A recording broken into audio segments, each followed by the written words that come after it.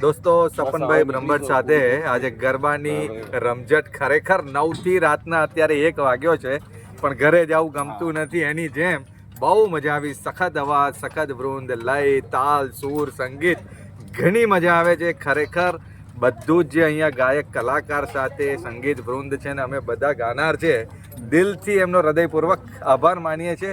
અને તમને બધાને પણ અમે રિક્વેસ્ટ નહીં પણ કમ્પલ્સેશન કરીએ છીએ કે તમે પણ સપનભાઈ બ્રહ્મભટ્ટનો સંપર્ક સાધો અને એમને ગાયક વૃંદમાં બોલાવો. એપ્રિશિએબલ. કેવું લાગ્યું બધાને?